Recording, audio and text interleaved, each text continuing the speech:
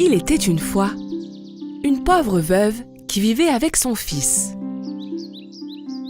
Son fils Jack ne travaillait pas car c'était un jeune homme très paresseux. C'est pourquoi il n'avait presque pas d'argent. « Maman, est-ce qu'il y a quelque chose à manger? Je suis affamé !»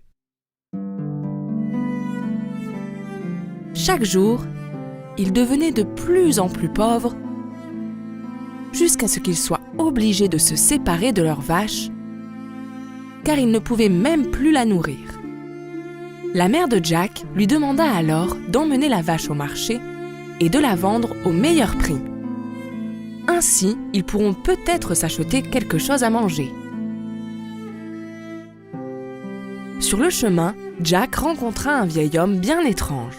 Celui-ci regarda la vache attentivement, se retourna vers Jack et lui dit « Bonjour mon garçon, si tu me donnes cette vache, je te donnerai en retour quelque chose de très précieux. »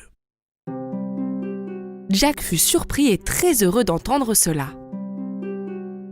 Le vieil homme mit alors la main à sa poche, d'où il sortit 5 haricots. « Des haricots? Mais ce sont des haricots magiques. » Bien sûr, Jack ne le croyait pas. Mais le vieil homme insista. « Regarde, jeune homme, tu m'as l'air d'être un bon et brillant garçon. Prends ces haricots magiques. Tu ne le regretteras pas.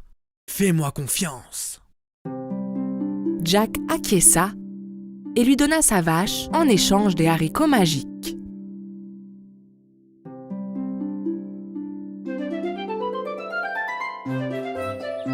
Satisfait de l'échange qu'il venait de faire, Jack rentra chez lui. « Maman, regarde ce que j'ai !» En voyant Jack courir vers elle si content, sa mère pensait qu'il avait vendu la vache pour une belle somme. Mais ensuite, quand Jack lui montra les haricots magiques, sa mère se mit en colère. Elle jeta les haricots magiques dans le jardin et envoya Jack dans sa chambre. « Tu es puni et je t'interdis de sortir jusqu'à nouvel ordre. Tu seras également privé de dîner ce soir. »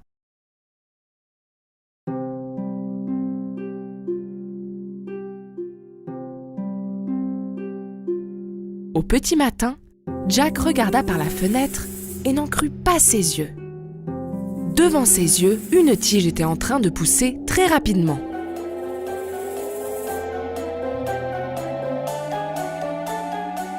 Ce n'était ni un arbre, ni une fleur géante, c'était la tige du haricot magique. Jack sauta sur la tige du haricot géant depuis sa fenêtre. En se servant des feuilles et des branches, tels les barreaux d'une échelle, il commença à gravir la tige du haricot. Quelques instants plus tard, il se retrouva dans un endroit étrange où tout était beaucoup plus grand que d'habitude. Il suivit un chemin de fleurs qui le mena vers une très grande maison. Une fois arrivé devant la maison, il frappa à la porte. Une femme géante lui ouvrit.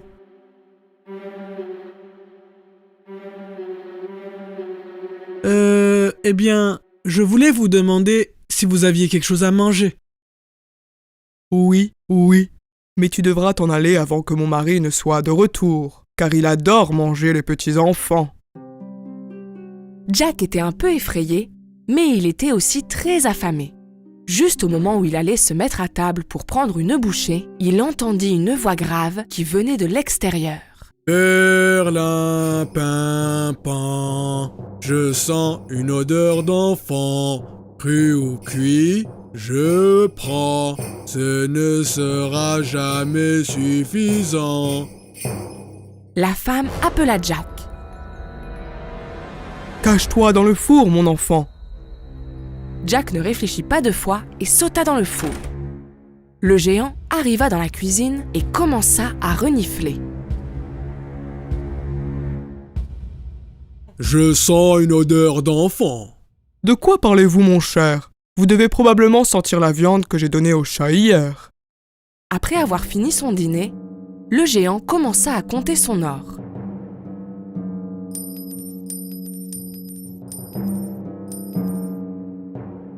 Un peu plus tard, fatigué de compter son or, il s'endormit. Jack sortit du four et prit un sac d'or. Le lança par-dessus la tige du haricot géant et se mit à descendre. Il reprit le sac d'or et courut immédiatement chez lui. Quand la mère de Jack vit l'or, elle était très heureuse. À partir de ce jour-là, elle savait qu'il ne serait plus jamais pauvre ni affamé. Mais, quelques mois plus tard, ils avaient dépensé tout l'or. Jack n'avait d'autre choix que d'escalader à nouveau le haricot géant et de se rendre à la maison des géants. Cette fois, l'épouse du géant était quelque peu suspicieuse. La dernière fois que tu es venu, un sac d'or a disparu. Mais elle eut à nouveau pitié du jeune garçon et l'invita à l'intérieur. Peu de temps après, le géant rentra à la maison. Perlimpinpin, je sens une odeur d'enfant. Cru ou cuit, je prends. Ce ne sera jamais suffisant. Dès qu'il entendit la chanson du géant, Jack sauta à l'intérieur du four.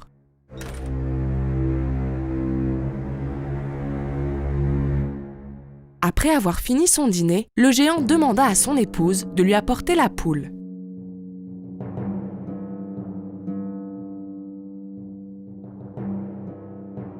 Et ordonna à celle-ci de pondre un œuf.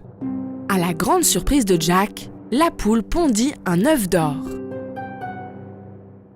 Et quand le géant alla se reposer dans sa chambre, Jack sortit du four et prit la poule, puis se précipita pour descendre rapidement la tige du haricot géant. Grâce aux œufs d'or, Jack et sa mère étaient à nouveau riches. Mais, quelque temps plus tard, Jack décida de tenter sa chance encore une fois et grimpa de nouveau le haricot. Cette fois, il entra à l'intérieur de la maison sans y avoir été invité par l'épouse et repéra une grande casserole en cuivre où il alla se cacher. Enfin, le géant rentra à la maison. Perlimpinpin.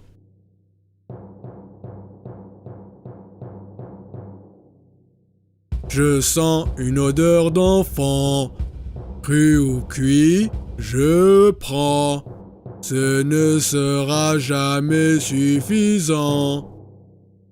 Cette fois, l'épouse du géant voulut aussi attraper Jack. S'il y a un enfant ici, alors il est dans le four. Mais cette fois, Jack s'était caché ailleurs. Le géant et son épouse étaient déterminés à trouver le garçon. Mais ils ont eu beau chercher dans toute la maison, Jack était introuvable. Après leur dîner, le géant mit une harpe en or sur la table et ainsi lui ordonna de jouer.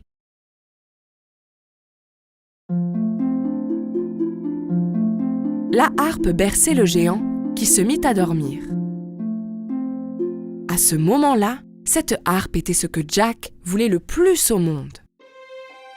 Ainsi, il monta sur le genou du géant endormi, sauta sur la table et prit la harpe.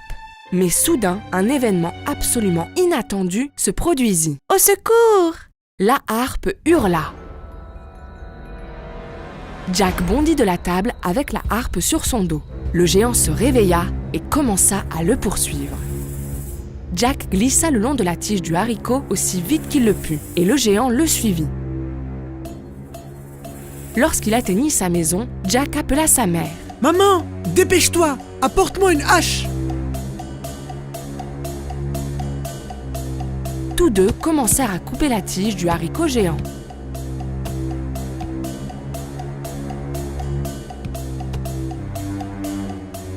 Et finalement, la tige du haricot et bien sûr le géant s'écroulèrent dans un énorme fracas. Ils étaient enfin à l'abri du géant. Oh mon Dieu, nous sommes sains et saufs. Ils étaient en sécurité Mais Jack regrettait très fort tout le mal qu'il avait fait. Il a failli perdre la vie à cause de sa cupidité. Il promit à sa mère que désormais, il ne volerait plus jamais et aussi qu'il travaillerait dur. À partir de ce jour, Jack et sa mère ne furent plus jamais pauvres. Leur poule aux œufs d'or les aidait bien, mais Jack aussi ne cessa plus jamais de travailler.